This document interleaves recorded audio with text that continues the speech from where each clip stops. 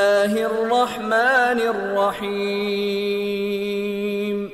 إذا الشمس كورت وإذا النجوم انكدرت وإذا الجبال سيرت وإذا العشار عطلت وإذا الوحوش حشرت وإذا البحار سجرت وإذا النفوس زوجت وإذا الموءودة سئلت بأي ذنب قتلت وإذا الصحف نشرت وإذا السماء كشطت وإذا الجحيم سعرت وإذا الجنة أزلفت علمت نفس ما أحضرت فلا أقسم بالخنس الجوار الكنس والليل إذا عسعس والصبح إذا تنفس إنه لقول رسول كريم ذي قوة عند ذي العرش مكين مطاع ثم أمين وما صاحبكم بمجنون ولقد رآه بالأفق المبين وما هو على الغيب بضنين وما هو بقول شيطان رجيم فأين تذهبون إن هو إلا ذكر للعالمين لمن شاء منكم أن يستقيم وما تشاءون إلا أن يشاء الله رب العالمين.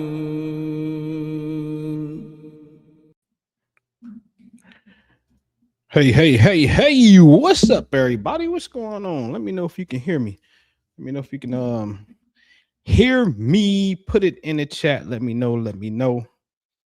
Reflect those sessions. The Asiatic aim to raw. Shalom alaikum. Assalamu alaikum. Happy Friday.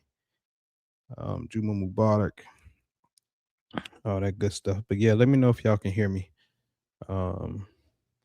Before I get the yapping off at the mouth. Appreciate you. All right, everybody, if you can't, click that like button just to get the algorithm going. Let people know we up in here. But today's conversation had to take last week off because I was busy, man, getting this place together over here, which I'll talk about at the very end of this presentation. Okay, but click the like button for me. Those of you who catch the replay, you just now getting in, click the like button for me, please. And I definitely appreciate you. All right. So we say Bismillah Rahman Rahim. Alhamdulillah Rabbil Alameen. Sallallahu Allah Muhammad Sallallahu Allah Ali. And yes, lift these beautiful brothers up on Friday. I keep saying it. For 61 years. Every Friday, they will curse Ali. Every Friday. The Prophet's Ali. The Prophet's most beloved person. Right? His man. That's deep. That's just deep, man.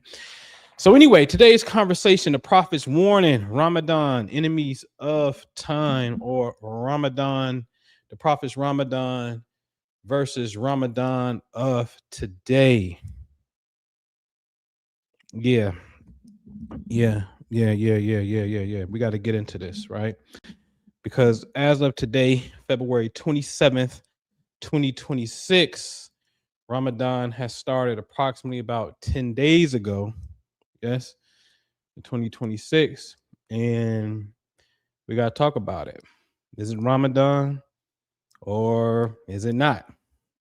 One thing's for certain, the most obvious is this is not the Ramadan that the Prophet practiced.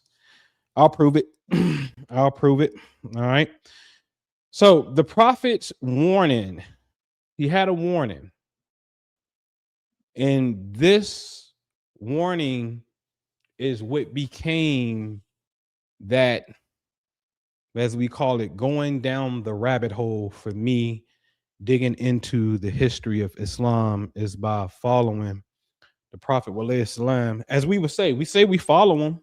That's what we say. We say we love him. That's what we say.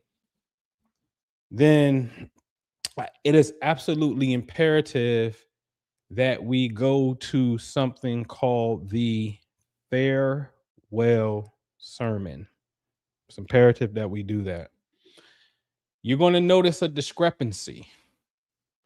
Some farewell sermons have this speech that sent me down the rabbit hole, which says, and I quote, "O men, the unbelievers engage in tampering or indulge in tampering with the calendar."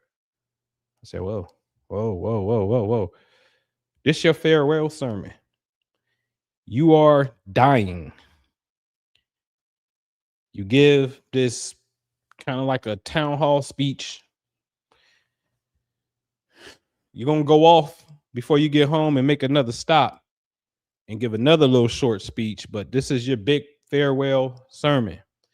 And you say, "O men, beware the unbelievers indulge in tampering with the calendar."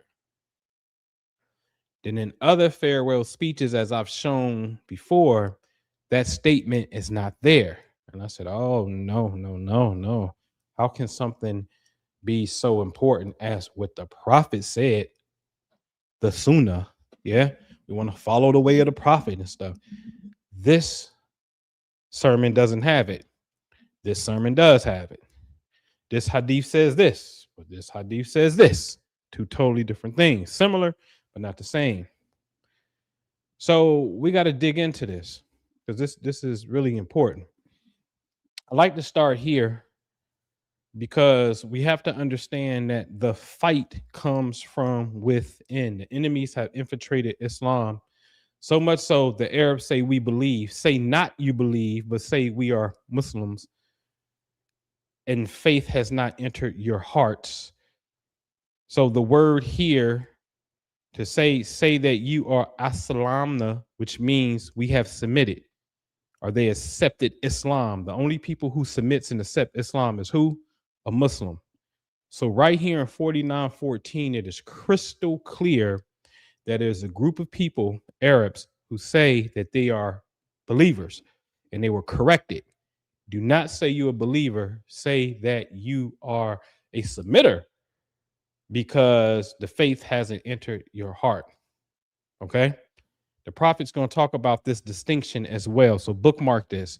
He's going to talk about this distinction between a Muslim and a believer. Okay? I'll show you. Then the Quran comes back and gives us a beautiful prophecy. A beautiful prophecy. Let's go to Surah 9:107.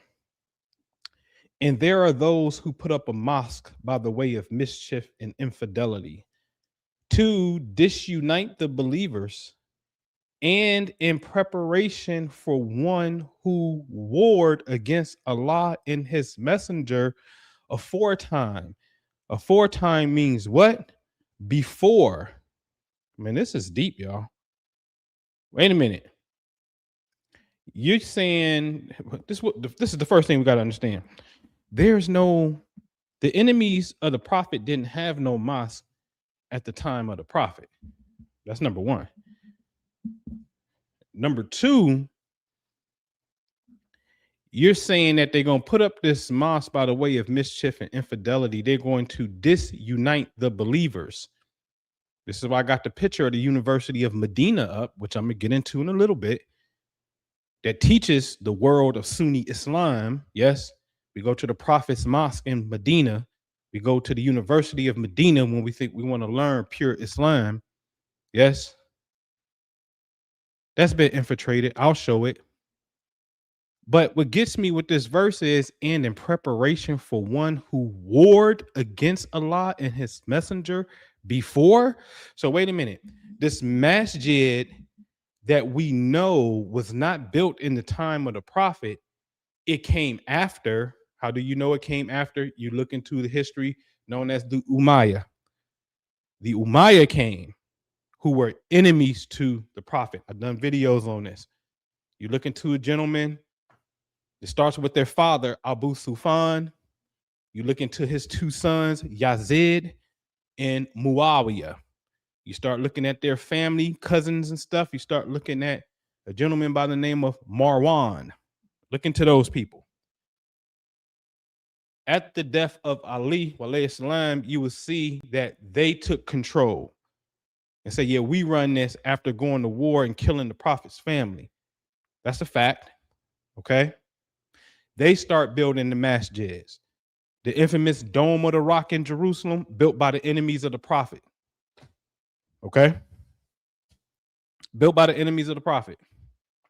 Okay. So now this scripture is saying that in preparation for one who warred against Allah and his messenger aforetime, before, but they're going to swear that their intention is nothing but good. But Allah does declare that they are certainly liars. Okay. So there is somebody who you're going to follow in the future. You're going to follow what they do. You're going to go into their mosque, but their mosque is really about creating disunity amongst the believers, because in their mosque in Medina and in Saudi Arabia and in the Sunni world, their mosque, they don't read Shia literature such as, why is that important? Because this literature literally is the lineage of the prophet's family. They don't bring that into their education and curriculum. In fact, that's shirk. Yes. So you're out of pocket when you follow this particular evildoers. I'll prove it. It's in the Quran. Okay. Because it has everything to do with Ramadan, and I'm gonna get there. So remember, 2 weeks ago, I believe it was, I showed you that the Sunni Salafi enemies of Islam, the Salafi, known as, comes from Wahhabism, comes from the man on the left, which is Muhammad ibn al-Wahhab, hence the word Wahhabism. Okay. He linked up with Muhammad ibn Saud. It's right here in front of your face. It's called the Pack of, and I'm going to say this, diarrhea, because this became the biggest SHIT. This is one of the biggest scandals of Islam, one of, and I'm going to say the most modern biggest scandal. Okay. The agreement, the two men struck a famous bargain. Ibn Saud will provide the military might and political protection, while Ibn al-Wahhab will provide the religious legitimacy for Ibn Saud's expansion. The goal to unite the Arabian Peninsula under a strict interpretation of Tawhid. Okay. The legacy, let me blow it up on my end, get rid of my, there we go. So the pact first created the first Saudi state. To this day, the descendants of the preacher usually control religious institutions in Saudi Arabia, while the descendants of the ruler of Saud control the political ones. Hence, the name Saudi Arabia comes from this right here, Ibn Saud, the Saud family. It still ran to this day. What did they do towards the Shia? Let's go to the sack of Karbala in 1802. The forces of the first Saudi state marched into Iraq and attacked the city of Karbala, which houses the shrine of Imam Hussein, which is the grandson of who? The Prophet alayhi salam. The destruction. The Saudi forces entered the city, killed thousands of inhabitants. Estimates range from 2,000 to 5,000 people. Systematically demolished the dome over the tomb of who? Imam Hussein, Ali's youngest son. Strip the shrine of gold, jewels, carpets. Yes. Now dig this. Then in 1925, they're going to take control of Medina, apply the same principles to the Jannat al-Baqīʿ cemetery, where many of the family of the house, meaning family of the prophets, companions were buried. They leveled the shrines and domes built over the graves, such as Iman Hassan, which is who? The prophet's first grandson, Ali's first son. Iman Sajid, which is who? He will become the son of Hussein. Iman Bakr, Muhammad Bakr, his father is Iman Sajid. Iman Sadiq, what we call Iman number 6, Sadiq, his father is number 5, Iman Bakr. Number 5's father is number 4, Iman Sajid. You understand? All of them are buried in this graveyard, and they go to this graveyard and totally sack the graves of the prophets' grandchildren and great children and great. Yes. The structures were rebuilt later when the Ottomans retook the city, only to be demolished again in 1925 during the Third Saudi state. So here's the question. Let me show you how important this graveyard is. Now read this. One night, when it was the prophet's turn to stay with Aisha, he waited until he thought she had fallen asleep. He then dressed quietly, put on his shoes, and left the house slowly so as not to wake her. Curious and perhaps a bit concerned, thinking he might be visiting another wife, Aisha covered herself and followed him from a distance. She followed him to al-Baqīʿ, that same graveyard, where he stood for a long time with his hands raised in prayer. When he turned to return, she turned and ran back ahead of him. She reached the house first and lay down, but she was out of breath. When the prophet entered, he noticed her heavy breathing and asked, "Why is it, O Aisha, that you are out of breath?" She eventually told him the truth. The prophet explained that the angel Jibril had come to him and told him that Allah commanded him to go to the cemetery to seek forgiveness for them. He had left quietly because he did not want to wake her and make her feel lonely or afraid in the dark. Why am I reading this? Again, I'm just showing you, wait a minute. This is the same cemetery that the prophet's his grandchildren are born here. These group of people, now known as Salafi, will come and destroy that. The prophet will go to the same graveyard because he's instructed by the angel to pray upon those who are deceased that they may enter heaven, lifting their souls up in a sense. Okay. All right. So now what happened? Well, anyway, what happened? I wanted to show you this right here. Aisha once asked the prophet, what should we say, or what should she say when she visit the grave herself? He taught her the following supplication: peace be upon you. This is when you go to the graveyard. Assalamu alaikum, O people of the dwellings, believers and Muslims. If Allah wills, we will join you. We ask Allah to grant us and you well-being. This is the prophet giving Aisha supplications and prayers to go to the graveyard to help the deceased. This is the same graveyard that the Wahhabis, aka now known as the Salafi, are going to go destroy. Okay. All right. Also, again, putting the emphasis on believers and Muslims, just like the Quran showed you earlier. I am telling you, there is a staunch difference between a believer and a Muslim. A Muslim is borderline entry, like your mama just dropped you off at preschool. That's a Muslim. You have to work at becoming a believer. And then that's elementary, because then you have to proceed to something known as a mukina, one who knows for certain. Okay. So what happened in 1925? Saudi forces defeated the Hashemite armies in a series of campaigns. Mecca fell first in October 1924.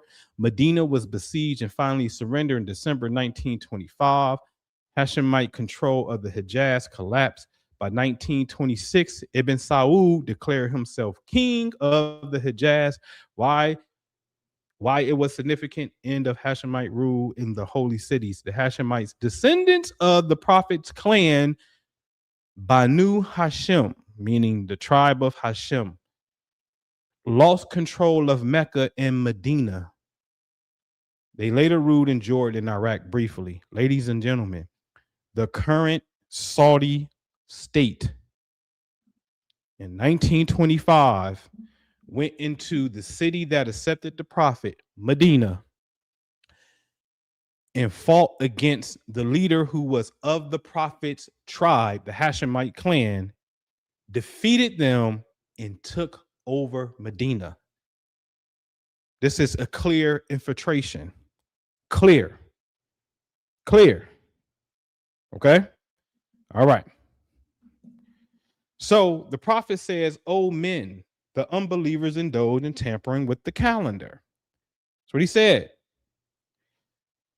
The first thing we should do is, well, okay, if the prophet said that, then when was the current Islamic calendar created?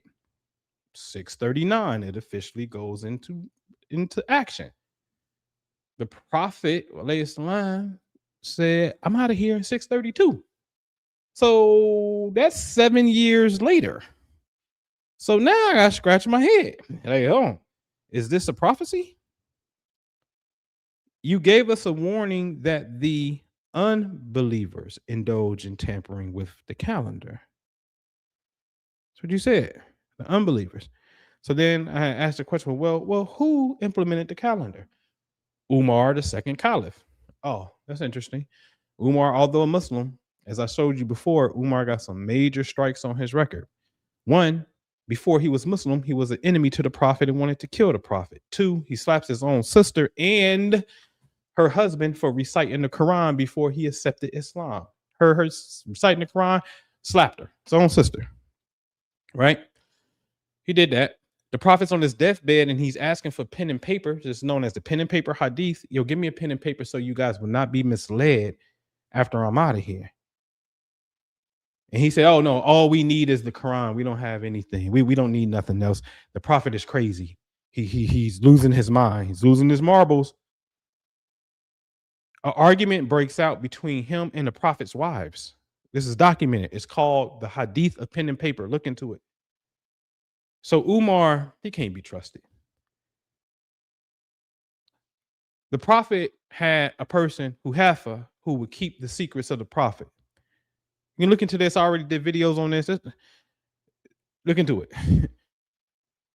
He had the list of hypocrites. You know, Umar went to Hafa and said, hey, man, am I on the list of hypocrites? You will only ask that if you thought you were on that. That's the purpose of asking. So that means if you thought you were on that, then the question would be, well, what did you do where you possibly would think that you would be on it? Because you must have did something.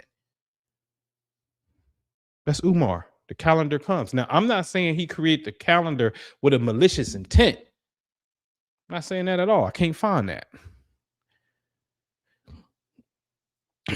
But nevertheless, it's under your watch. Let's keep moving.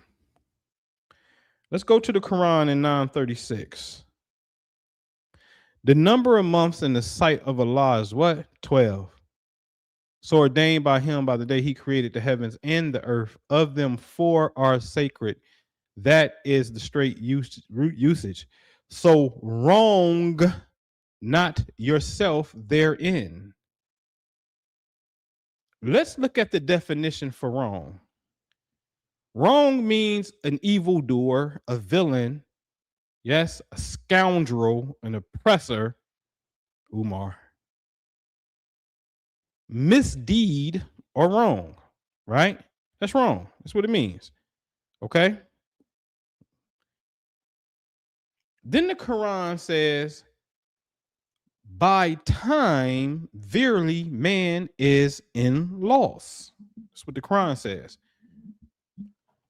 So in Surah 9, which we have to always know this one thing about Surah 9, it is the only surah where the Bismillah Rahman Rahim is not the opening line. Why is that?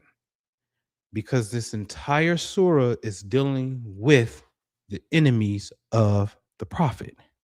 That's why earlier it said these people were going to build masjids who were enemies to Allah and the Prophet from a time before. So that means you're not talking to the people of that era of the revelation. You're talking to a future people. Again, the enemies did not have a masjid at the time of the Prophet. So there is no Bismillah Rahman Rahim. There is no compassion and mercy here. We got to figure out who the enemy is. So then you also tell us in this chapter 9 that the months are 12, 4 are sacred. This is the upright way. Do not err lest you err in the religion. So you can't make an error in keeping the calendar, because if you do, you're going to make an error in the religion. Let me go back. I cannot move too fast on this. You gotta get this. This is in the Quran.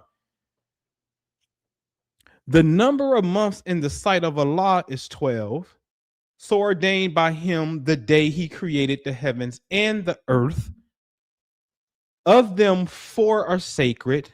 That is the straight usage. So wrong not yourselves therein. So wrong not your soul, because soul is self. Wrong not your souls in keeping the calendar. You don't find it funny that the Prophet didn't come out and say, hey, here's the correct calendar and how we do things? He didn't do that. Instead, he gave us a warning and said, hey, oh men, beware. The unbelievers indulge in tampering with the calendar. So that means what you had was the pure, the way that it should have been, because you didn't make no adjustments. Yes? So we can't say that the current calendar, which they try to argue, which has to be the enemies of the Prophet and Allah that the Quran is talking about, and what's their justification in changing it. And I'll show you next week, because I found something out as I was putting this together at the end.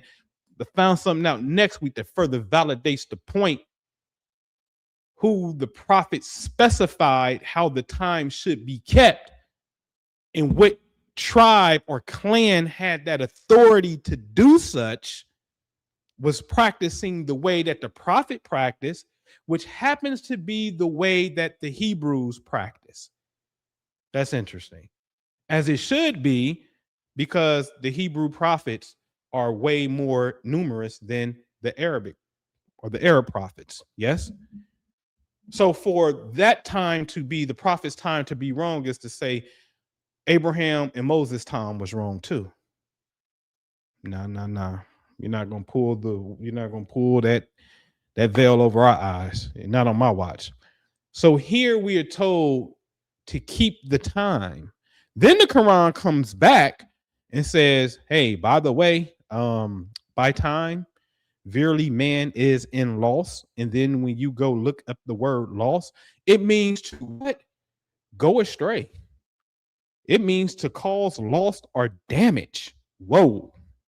So you're damaged by the ignorance of time. You're damaged by this. It creates a loss, but I'm going to pinpoint, and hold on. Go astray. Go astray. So really that reads, by time, surely man has gone astray. But are we not the same people that recite Fatiha more than any other verse in the Quran more than any surah in the Quran, because every time you do your prayer, you open up with what? Fatiha in full. And what is the very last sentence of Fatiha?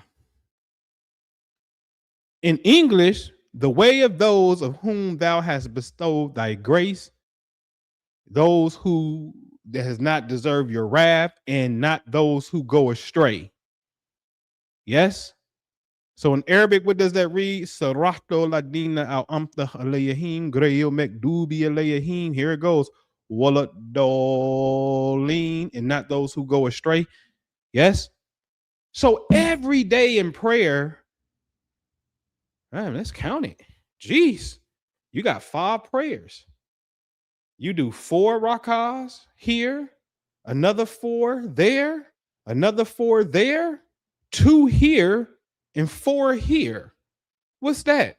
4 times 4 is 16, 2 here, at least 18 times. You say that at least 18 times a day. Oh Allah, don't please guide me not of the way of those who go astray. You in the infamous Fatiha is ended with not of those who go astray. But the Quran in Surah 103 tells us by time we have went astray. So that means if you're practicing Ramadan and don't know how to keep the time the way the Prophet kept the time, you have went astray from the religion. Listen, man, I'm not here to bash anything. I'm not here. I'm just here like, oh, come on, man. It got to make sense. Either we following the tenets of the Quran and the Prophet, or we not. What are we doing? Okay. All right.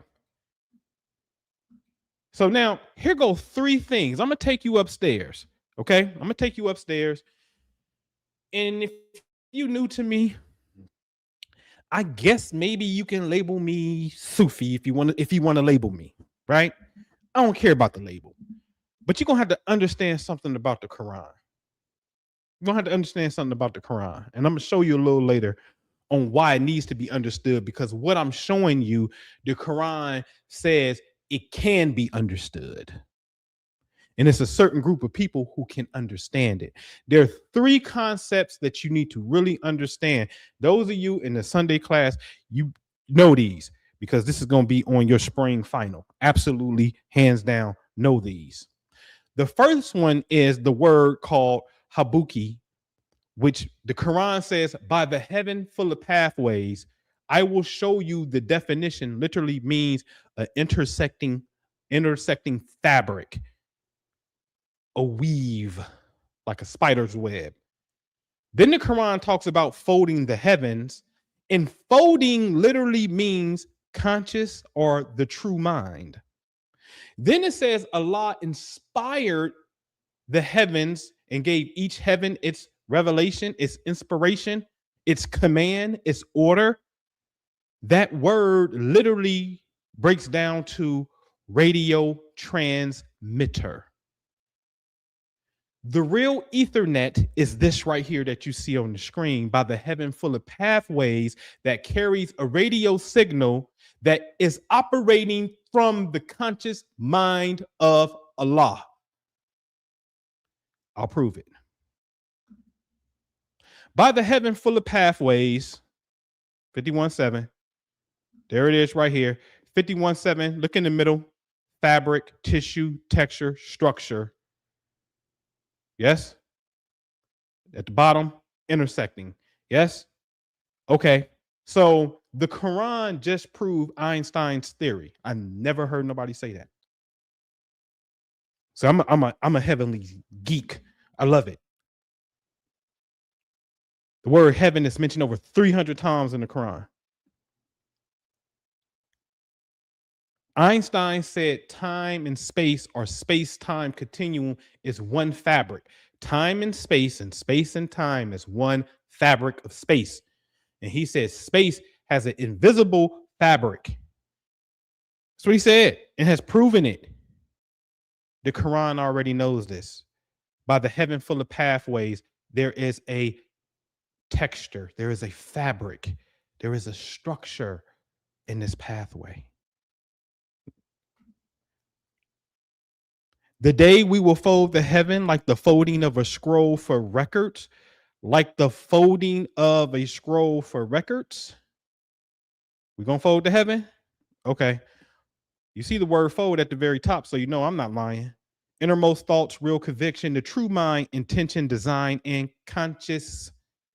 Yeah, you think it's about folding the heavens, turning the heavens into like a piece of paper and folding it. No. Metaphor. Metaphor. It's talking about the consciousness. And he completed them as 7 heavens within 2 days, inspired in each heaven its command. Inspired, let's move to it. Inspired radio transmitter. Look at the bottom. It says inspiring, so you know I ain't lying. Radio transmitter. Why is that important? Let's go to the hadith. When the prophet talks about getting the revelation from Allah and the angel Jibril, sometimes it comes like the ringing of a bell, and that is the hardest of all for me. When this state passes, I have grasped what has been said. Everybody hears that ringing. Beware, there is now a new movement out here that says that that ringing is demonic. But the prophet used to hear the ringing of a bell. When that state passes, I've grasped what has been said, and sometimes the angel comes in the form of a man and speaks to me, and I grasp whatever he says. Sahih Bukhari, hadith number 2. So sound comes to the prophet. Yes? Well, I find it interesting that science, which is the true study of God and his creation, the first wave to register is radio waves. And this is when the Bible says, in the beginning was the Word, and the Word was with God, and the Word was God. So the heaven is a pathway that connects the Ethernet. It is a conscious mind. Yes? It's a conscious mind. Now, our solar system is connected to the Milky Way galaxy. The Milky Way galaxy at the center is known as a supermassive black hole, right? Which is called Sagittarius A, and it's a compact radio source. That's what it is. It's a radio source. So if Allah, God, made us, because the origin of our solar system, sun and the planets, that did come about by the way of the Milky Way galaxy and the Sagittarius Sporoidal galaxy crashing into each other, and then the sun was created, and then the first planet to be created was Jupiter. Okay?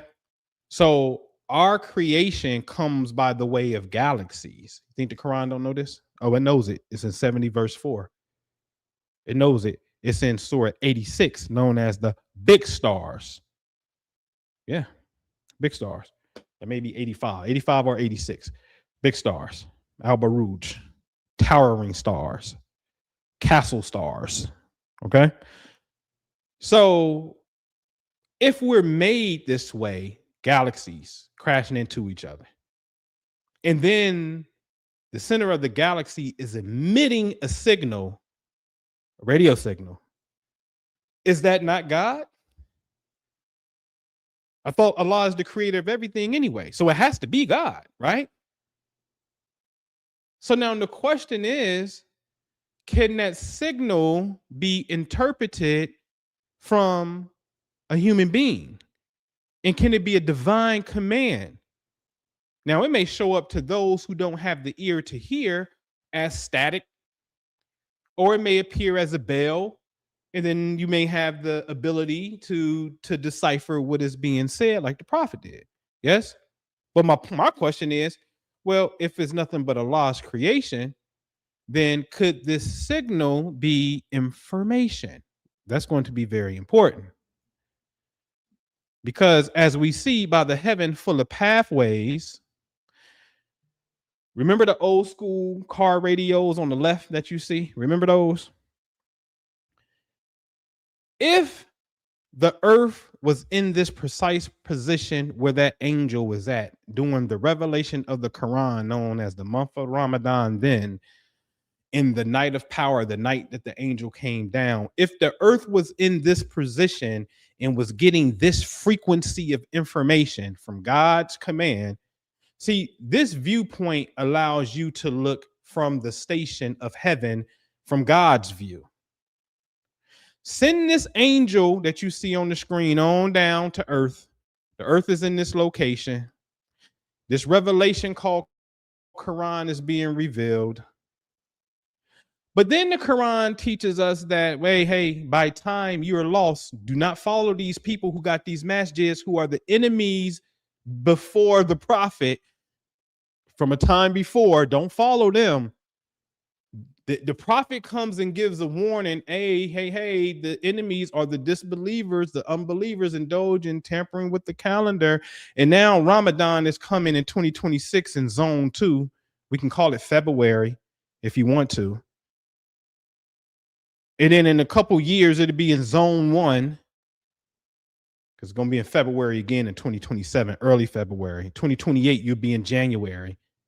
And then you'll just keep on appearing to go back in time. And eventually it will line up, and then eventually it'll misalign again because they're all over the place.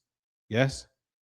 So my point is, let's remember these 3 critical things here, ladies and gentlemen. By the heaven full of pathways is an intersecting fabric. That is the connecting line. That's the Ethernet. The folding of the heaven is the conscious true mind. To be inspired the 7 heavens, that's the radio transmitter. You understand? There's information that is coming through. When you change Ramadan, you change the space. When you change the space and you change the time, guess what they're changing? They're changing the frequency. It's just like radio frequencies. 92.7 is different from 99.9 to beat. AM is different from FM. Totally different bandwidth. Totally different. Ain't nothing popping on AM. Nothing. Actually, yeah, it is. That's when you get real conversations on AM. Ain't nothing popping on FM. For real. I got it reversed. But they changed the frequency. You cannot move space and time, or time without moving space. You see what they did? So that frequency that you see the angel in between in that particular zone, the original location of the earth, in which the prophet is an advocate of, because there is a hadith where the prophet said, time has returned back to its original state when Allah created the heavens and the earth. Don't worry, I may do a part 2 next week. Because do you know that the earth is 10 to 30 million years older than the moon? The moon came 10 to 30 million years later. The moon is not part of the original creation, ladies and gentlemen. So the way that the current Arabs keep time is not a part of the original creation. But yet, in authentic Sunni hadith, the prophet said the time has returned back to its original time, in the times that Allah created the heavens and the earth, not the moon. 1712, I keep telling you, 1712 talks about the removal of the moon. Don't even talk about the removal. It talks about erasing it. Some translations say obliterated, totally destroyed the concept of the moon, and we gave you the sun so you can keep the measure of a year, because that's how you measure a year. It's all in the Quran laid out. Iqra. Yes?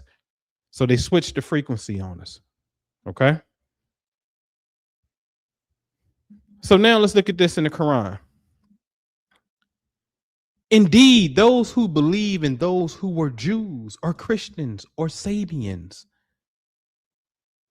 those who believe in Allah in the last day and did righteousness, will have their reward with their Lord, and no fear will there be concerning them, nor will they grieve. Wait a minute.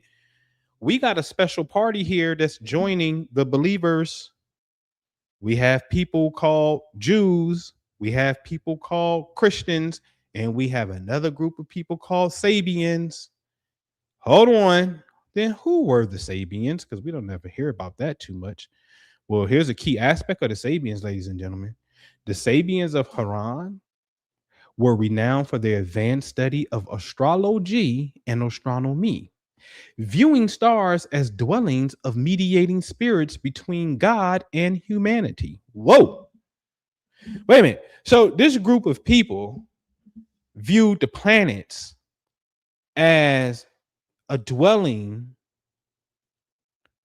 of spirits. And basically, this is how God communicates. They don't worship the planet as God. They understand that since these things are going around us, there is a communication from God. We just read in the Quran where Allah inspired the seven heavens and gave each heaven its command. Okay. We just read that. Then when we come over here to one of my most favorite verses in the Quran, it is Allah who created the seven heavens and of the earth, a similar number, i.e. talking about the seven planets, ladies and gentlemen. Saturday, the day of Saturn, Sunday, the day of the sun, Monday, the day of the moon. Come on. His command descends amongst them. Whoa. His command descends amongst heavens and planets. We are supposed to know this. You see, this is the verse right here that you cannot say shirk. You can't say that. We're supposed to know this. And I always point out, it happens to be Surah 65 right here called divorce. And this is the very last thing Allah got to say about it, because this is the last verse. And I keep saying it. Like, you really imagine that you're going through a divorce and somebody just come out the blue and be like, man, God is the creator of the seven heavens and the seven planets, and his command flows through them. What? Man, listen, I got problems right now in my relationship. What does that have to do with anything? Oh, it does. Who teaches us that? What does that mean for that to be there? You can't possibly deduce anything else without going upstairs to learn the heavenly science. You just can't. You can't. You want to see something? Let's do something in real time. I'm gonna show you the effery. Let me take this off for a minute, because I'm gonna show you, because I don't believe. I got a theory about something. Let me share my screen. This is totally freestyle. All right, totally freestyle. Share my screen. Let me come over here to this YouTube. Let me get off me. Let me turn this over to Quran 65:12. Let me do this. Okay. I'm going to go here. I want to read this. Allah is he who created the seven heavens and a similar number of earths, right? I want to go to Tasfir and see what they got to say about this. Let's go see what them break it down. Can I get a short one? Let's go break it down. Where are the seven earths in at form? Allah is the one who created the seven skies and their like from the earth. 65:12. This verse indicates that there are seven earths as there are seven heavens. But the question is where these earths are, in which shape or form. Are they in the form of seven layers, one above the other, or each earth is separate from one another? If they are in the form, layers one above the other, is there a distance between the two earths, just as there a distance between the two heavens? Are there separate creatures living on each earth, just as separate types of angels are residing in every heaven? Is there air, wind, atmosphere, and so forth on each earth? Or are these layers earth joined compact with each other? Right? The Quran is silent on these questions. There are traditions reported on these questions, but the leading authorities of traditions disagree about their authenticity. Some scholars have authenticated them, and others have graded them as fabricated. Rationally, all findings are possible, and none of our religious or mundane needs are dependent on resolving these issues, nor will we be questioned about them in the grave or at resurrection. What? So you can just be totally ignorant about this and we won't be questioned about it? Wait a minute. So that we need to do research about the seven earths, their locale, or their inhabitants. Y'all see how they get you? This is Tasfir, which is supposed to be an explanation of the Quran. And they just said, hold on. I'm gonna start right here. Rationally, all findings are possible, and none of our religions or mundane needs are dependent on resolving these issues, nor will we be questioned about them in the grave or at resurrection. Who in the HELL are they to say that we wouldn't be questioned about not knowing about the seven heavens and earth? And it was just told to us in a process called divorce, which is ugly and not the purpose per se for man and woman to come together, but we're not going to be questioned about this. See how they get us? Let's keep reading.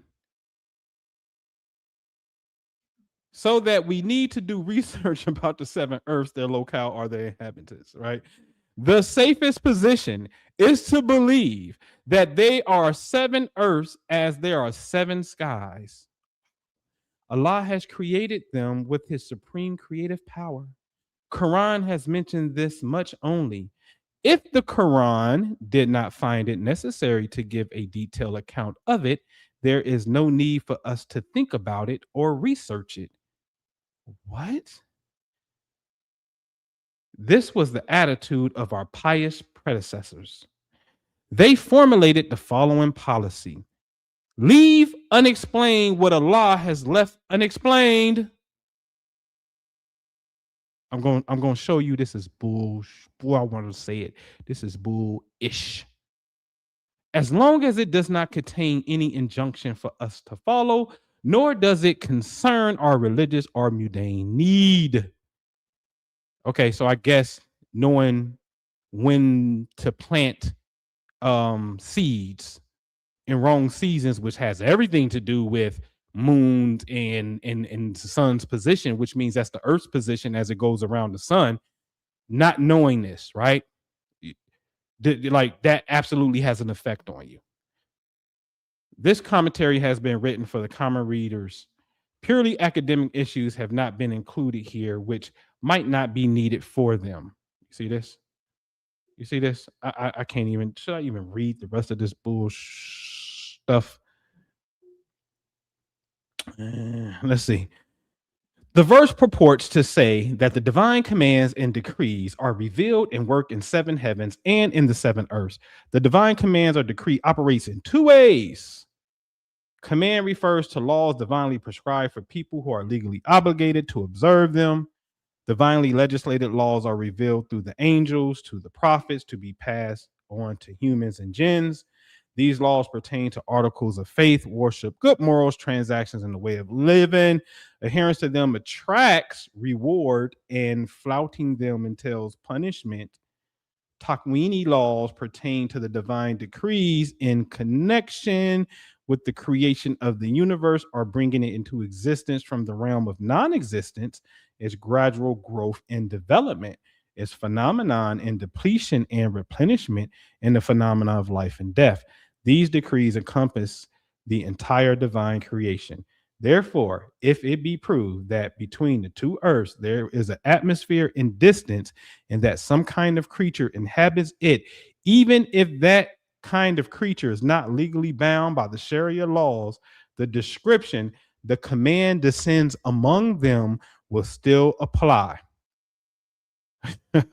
So if there's an alien on another planet, that command will apply to that alien, y'all, because Allah's Takwini decrees encompass them as well. And Allah, the pure and exalted, knows best. Y'all see this bullshit boy, y'all lucky I am striving to change my ways.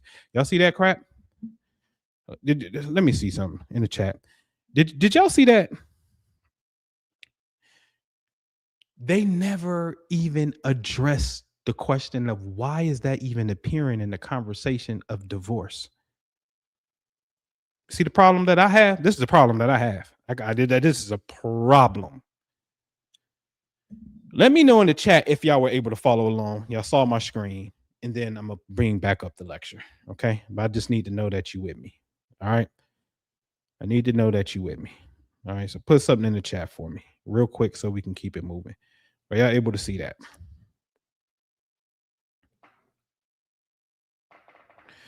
All right, thank you, Yusuf. All right. Man, that was a bunch of baloney. I can't wait to talk to Jew about this. This is a bunch of baloney. All right, let's move on. Let's move on. All right. So this is what blows that out of the water. He it is who has sent down the book. In it are verses that are basic or fundamental.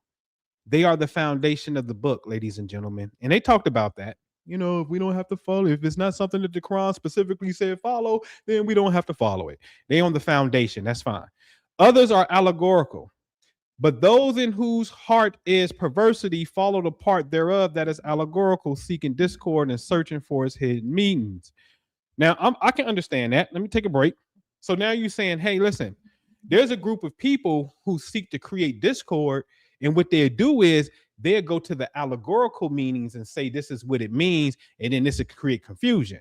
That's true. That can absolutely happen without a shadow of a doubt. We can't be naive to that. Okay. But the Quran is going to correct, it's going to balance that really good in the end. All right. So they follow the part that is allegorical, seeking discord and searching for its hidden meaning, but none knows its hidden meanings except Allah. And those who are firmly grounded in knowledge say, man, we believe in the book. The whole of it is from our Lord, and none will grasp the message except what? Men of understanding. So now there are a group of people who can grasp the inner or the hidden, and obviously the manifest. That's the obvious part, right? So that hidden aspect can be gained by men of understanding. Okay, moving on. This is like a quick part two. This is a prelude into part two. What is Ilion? A book written. Now, this is why it's important, ladies and gentlemen. I promise you, this is why it's important for you to understand the very basics of how to go and transcribe Arabic. Take it to a dictionary. You ain't gotta learn how to speak it, but at least have the skill set that you can see a word and you know how to go to the dictionary to define it. To me, I think that's all you really need. Because now you can start, if I can divine every word and I can see the story, I can get to the truth and I can say what the story is, right? Okay. This is important because now they're going to tell you that this scripture means a book written. No, it don't. Well, that's one of the definitions. Look at the very top. What do it say? Numeral, number. Now at the bottom, bottom top, it says to write. So it do mean to imprint something, to point something. Very, very bottom, and say to number. But the very top is numeral, number. And this is why sometimes this translation says it is in the book enumerated. It is a book that is numbered, not written. It is a book that is numbered. This is the same Quran that's going to tell you over it is 19. Oh, so now this ain't far-fetched. Over it is 19. So this is a numbered book. Why am I bringing this up? I'll show you. Because as I was doing my research today, that voice came to me and said, go look up the numerical value for the word loss. Remember in Surah 103, it said by time mankind is lost. Loss is made up of three words, ka, sin, ra. like kasr. That's why it says ina lasana lafikus kasr. Kus. That's loss. And it equals 860. We saw that it means loss. We saw that it means gone astray. We saw that it means damaged. Please note that it is mentioned 65 times in the Quran. Note that because that's going to come back. But its total is 860. So then I went to my research notes and I said, what else is 860? How about this word here? Dal. And it means astray, error, to mislead. It was actually revealed where? In verse 937, talking about the calendar. Let's read it. Indeed, the postponing, talking about the restrictions within the sacred months, is an increase in disbelief by which those who have disbelieved are led further astray. They make it lawful 1 year and unlawful another year. I'll stop right there. Wait a minute. But this word means gone astray. Kasr means gone astray. We saw it in the definition. Yes. But this word also means going astray, to be in error, to be misled. And they both have the same numerical value, 860. See, this is why the Quran says it's an enumerated book. I've proven this and showed you how the Quran speaks in certain surahs. Certain surahs, certain verses are mirrors of another surah in that exact same verse, right? What can make you know what the night of power is, and what can make you know what al-Tariq is, and the angels and spirit ascend to him, and the angels and spirit descended. And you're like, wait a minute, that happened in verse 4 over here. That happened in verse 4. This happened in verse 1. That same question over here is posed in verse 4. Like that happens in the Quran. I showed this before. So as I'm doing this and the voice comes to me and it says, go look at the numerical value for this word. And it comes out to basically mean the same thing. Now, I'm gonna show you this. I'm gonna show you how God works. I said, wait a minute, that sequence of numbers look very familiar. That sequence of numbers of 6, 8, or 8, what is it? 860 looks very familiar. 680. It's not 860, but it's 680. Now I know how this works. I know how it works really good. Why do I have this? My brakes was squeaking. Took it to the shop on Tuesday.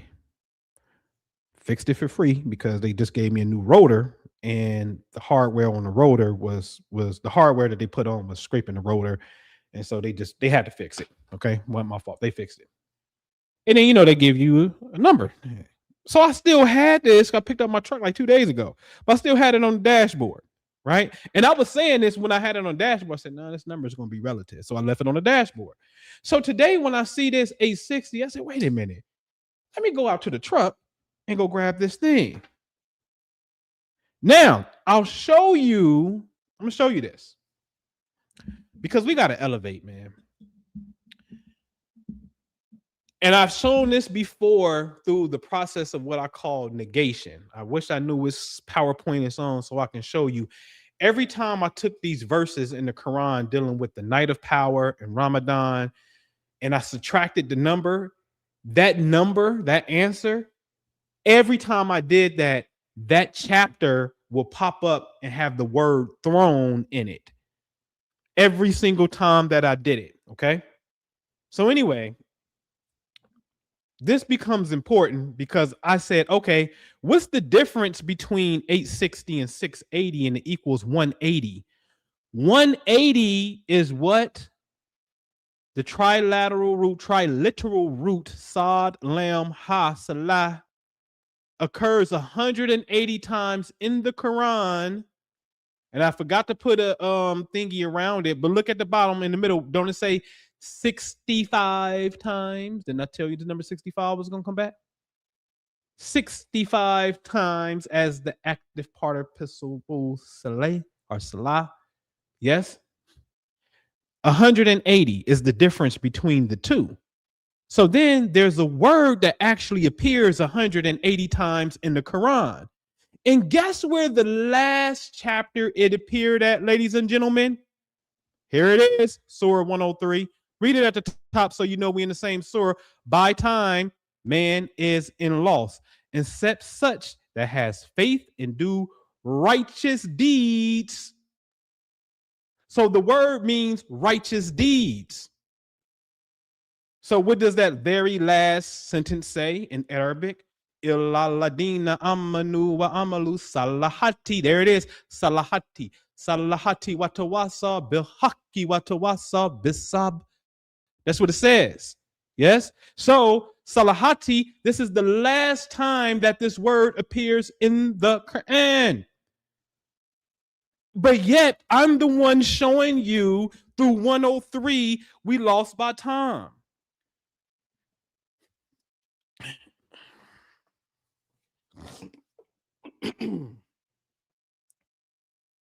Man, I don't have no reason to lie.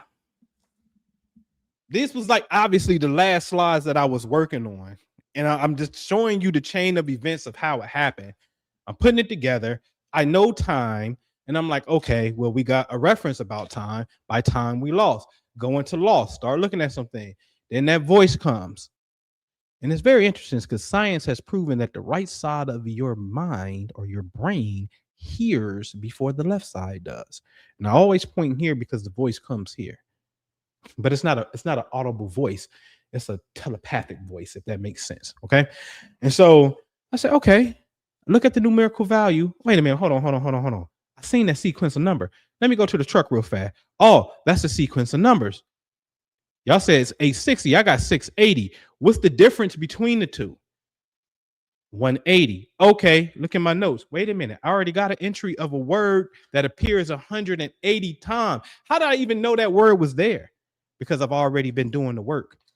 I'm building, I'm going to call it my own lexicon in a sense. Okay? Because that's what's missing in the Islamic studies. All right? And I'm saying, okay, oh, wait a minute. And then we look at that word. That's the last time that word is said in the Quran. I can show you. I can just go to Corpus Quran. Corpus.Quran.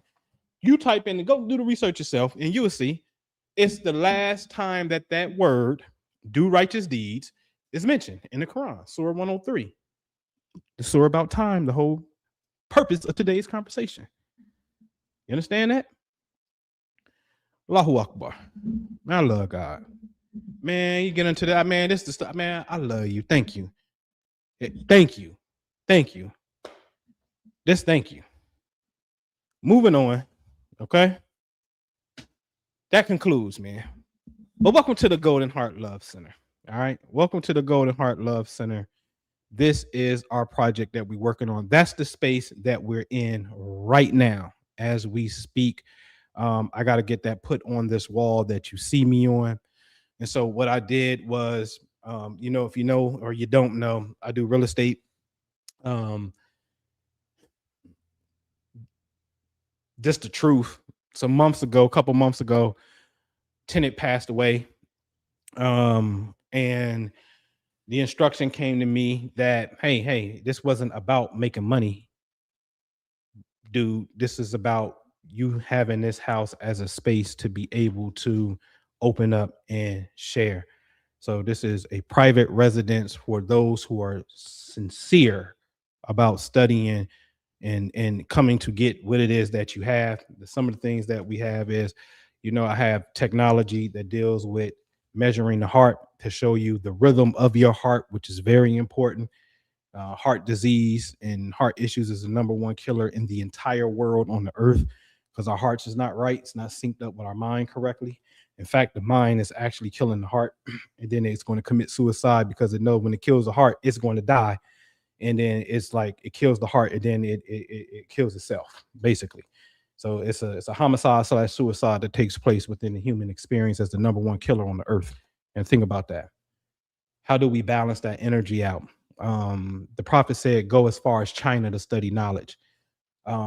If you know me, if you don't know, I tell you, honestly, one of my favorite sciences is Taoism, because unfortunately, Christianity and Islam does not address the physical movement of energy in your body, what they call chi.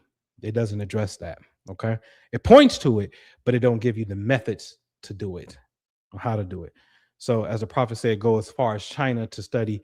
The Chinese are sitting on the branch of sciences that are absolutely vital to our health and vitality. Okay.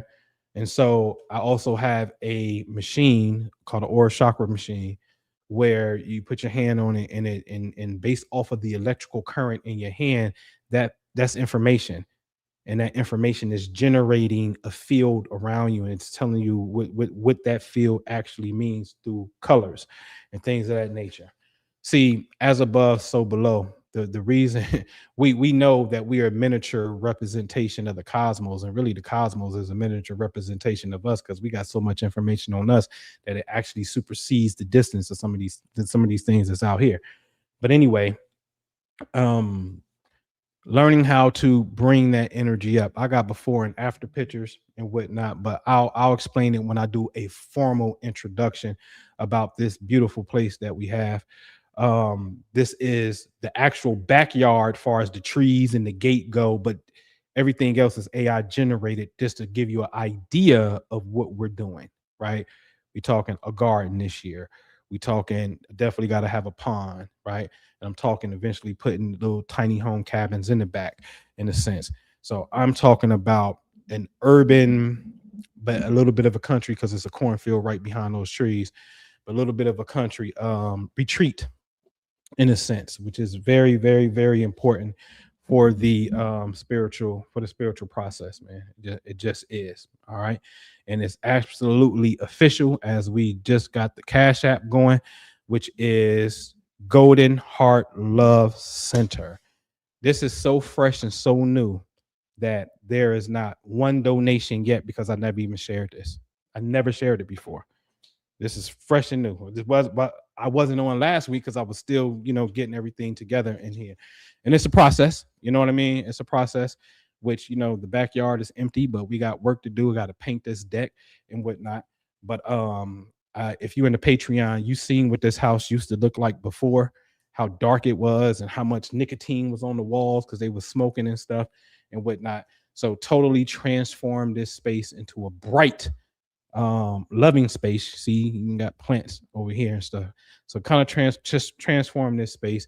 But my goal it has always been for us to have our own space. And I got a mortgage on this, and I pay this out my pocket, and I don't want to pay it out my pocket, but I'm willing to do that because I believe in the instruction that I was given. And that's just how I am. I'll do it if I feel like it's the right thing to do. You know what I mean? And I wholeheartedly know that it is the right thing to do. All right. But your support is absolutely appreciated. Those of you who are really here and like to really support, man, you are a unique group of people, because the conversations that we have are just, it's unique, to be honest with you. It is. You know what I mean? It absolutely is. But absolutely, if you can, hit that Cash App button. Golden Heart Love Center. Center is CTR. Golden Heart Love Center. And again, between today and tomorrow, looking at the weather, inshallah, the goal is to create a official welcoming video. All right, we got a full basement that's finished downstairs. I'm talking summer solstice. I'm talking fire pot in the back. I'm talking the pond. I'm talking about prayer. I'm talking about zikkering together, not just online that we come together. Nah, bring your butt here. We having a zikr party. We chanting the names of God for real. And I'll show you as the planets rotate, because they come directly over the yard, right? Directly over. I showed a couple people yesterday and whatnot. I'll show you what that energy is and why that is important. Because as of right now, the enemies control Islam. And as you just saw, they will not give us the explanation of what 65 verse 12 means. In fact, they told us it's not important and we ain't going to get questioned about it. So die not knowing. It's okay, because it wasn't a flat out mandate that we follow. Okay. Yeah. Okay. They got it all misconstrued, but they the enemies. All right. So it's time for us to take our sacred knowledge, especially those of us of, I gotta say it, those of us of African, and I dare say other indigenous ethnic backgrounds. You accepted, historically, we accepted Islam because we knew its truth was just a mirror of a truth of a system that we had already worked with already. So it wasn't no repulsion. Allah, God, Supreme God, revelation, prophet, a messenger, that's nothing new. You understand? It's new, but it's not nothing new. All right. And so, the true knowledge and the custom has been cut off because the enemies have taken control. So we lost the true knowledge of the Quran. And I dare say that the truth of the matter is this as well.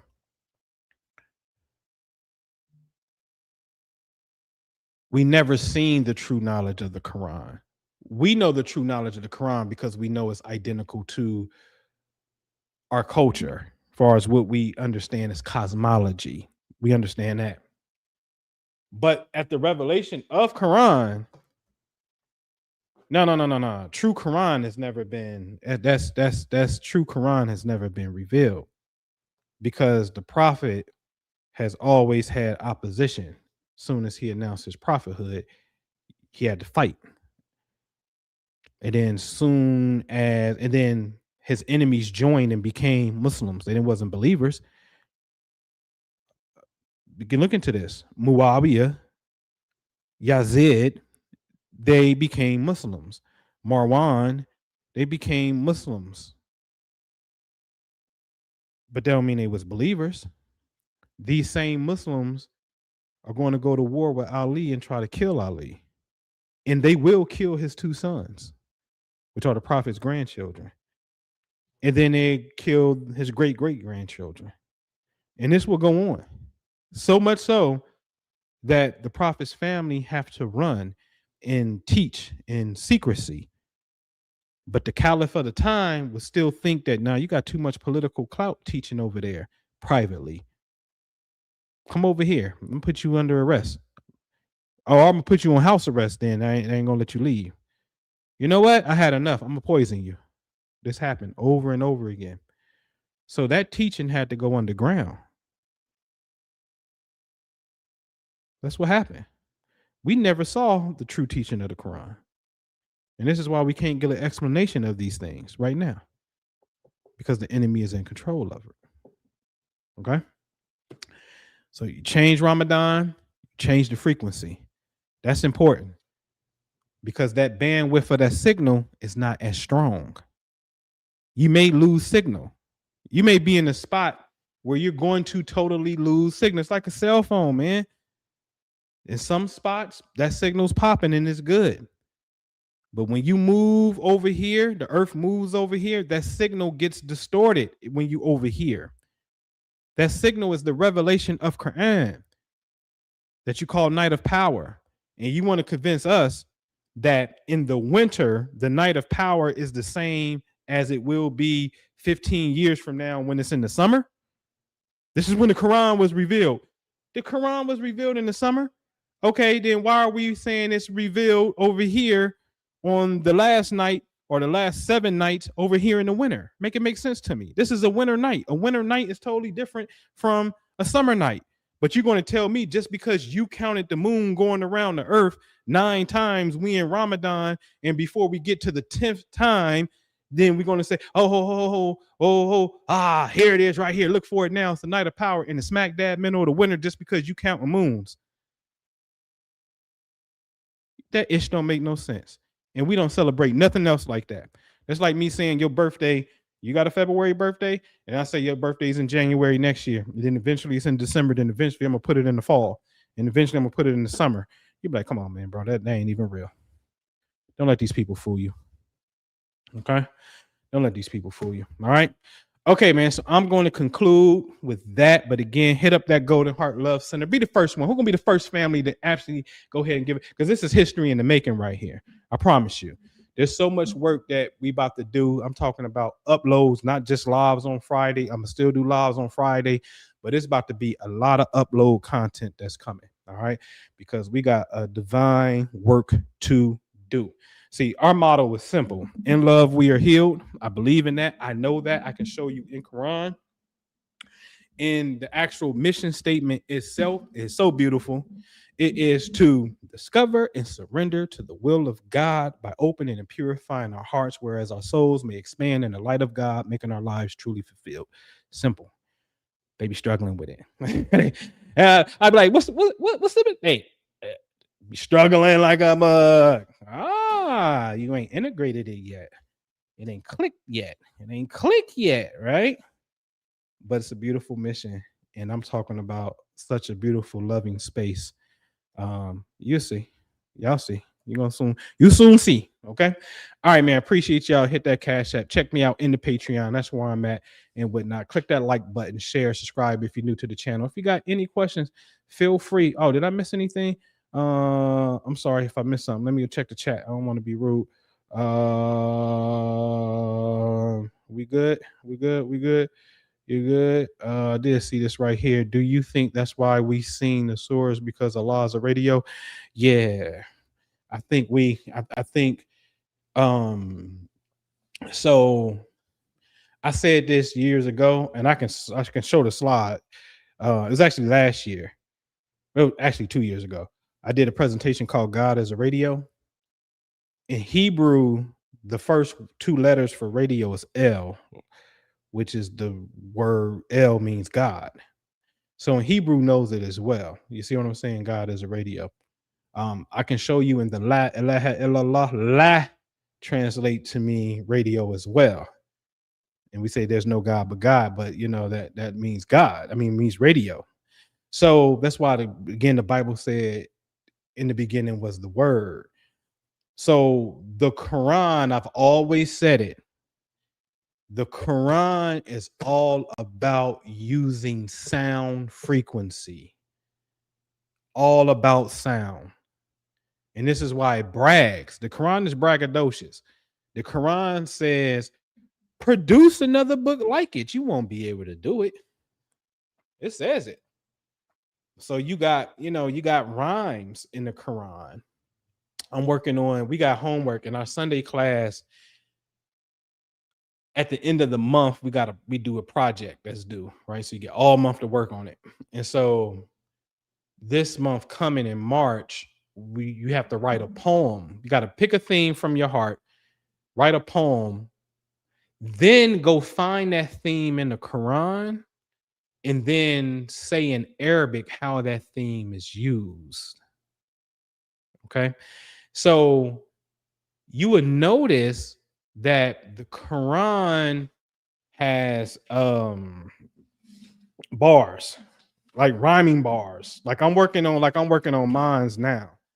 You know what I mean? It'll say something like Aladi kalakani fuhua yadin waladi huwa yatumuni wa yaskin wa ida maritu fahuwa yasfin waladi yumi tunituma yuhin yadin yaskin yasfin yuhin. Those bars. Yadin yaskin yasfin yuhin. What? You rhyming, but it's a whole surah called Poets in there. And what it's talking about is next level. And I'm like, whoa, y'all actually rhyme this? So the Quran is by far, this is why when you listen to it, people cry. This is why when you recite it, sometimes animals will magically appear. A cat will walk in somewhere, or the cows will stop. Which are coming rather than I've seen people recite the Quran and cows in the pasture run up to the gate. I've seen it. You know what I mean? I've seen, but you can train a bird to do anything. But I've seen birds recite the Quran as well. You know what I mean? So, but yeah, absolutely. The Quran is specifically using sound frequency on purpose because see, sound vibrates. This is why the car that got the loud music, the bumble, and you got a car alarm, that vibration can what? Set off the car alarm. What touched it? A sound wave touched it. So the Quran, when recited a certain way, and this is why the Prophet was big on certain people reciting the Quran and certain people who called a prayer, is because that vibration hits your cells a certain way that starts the quickening or the awakening process. And this is why in the Buddhist schools, you would chant or you can do the vowel chant, A-E-I-O-U.